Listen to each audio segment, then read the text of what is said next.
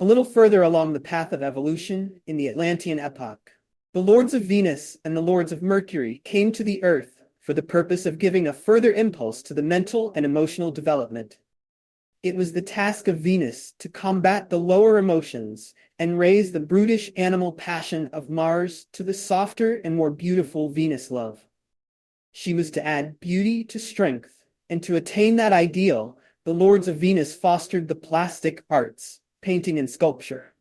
These were not taught men of the general public at that time. The ideals which are to be developed in a race are always first taught to the most advanced ones in a mystery temple, and at that time, initiation included no spiritual instruction, but consisted of an education in the liberal arts. Sculpture taught how the beautiful may be incorporated in physical form. It called attention to the body and idealized the softly curved lines. The result is now incorporated in our own race body, for it should be thoroughly understood that in a mystery school, an ideal is not taught today simply to be forgotten tomorrow or in the next generation, but ideals are inculcated so that in time they may become a part of the very life, soul, and body of the race. Compare the race body of the modern civilized man with that of the Indian, the Bushman, the Hottentot, etc., and you will find that there is indeed beauty added to strength. It may be objected that we are degenerating compared with what is shown in the Hellenic arts, but that is positively not so. It is rather that we have not yet attained to that highest ideal.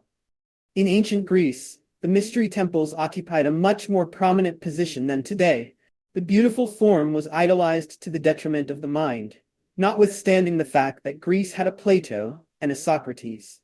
The lords of Mercury, who had charge of the development of mind, at the time when the lords of Venus exercised their great influence on the emotions, had not then been able to make a universally strong impression on the early humanity. We are well aware even today that it hurts to think, but it is easy to follow the emotions. At the present time, the middle class of the West is much further advanced than the ancient Greeks because of the influence of these two planetary rays in our lives. Woman naturally excels in the highly imaginative Venus faculty because of her part in the creative function which aids in molding the body of the race. On that account, her figure has the graceful curves which naturally express beauty, while man has the worldly wise intellect fostered by the lords of Mercury, and is the exponent of reason, the creative agency of physical progress in the world's work. We always long for, admire, and aspire to what we lack.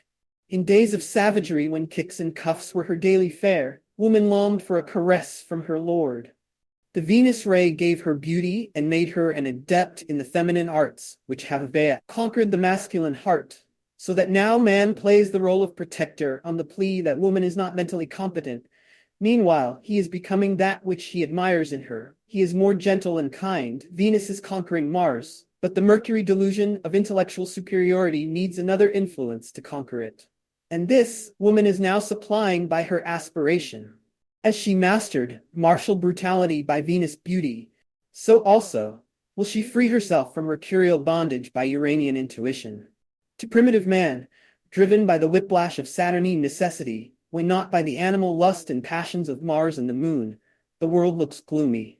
Fear is the keynote of his existence. Fear of animals, fear of other men, fear of the nature forces, fear of everything around him.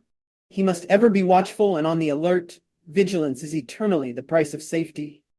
But when evolution makes him amenable to the influences of Venus and Mercury, they will soften his emotions and brighten the mentality.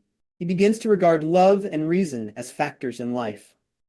The sun also begins to brighten his outlook upon life, and sunshine in the nature of man during this phase of his evolution partly dispels the gloom of Saturn.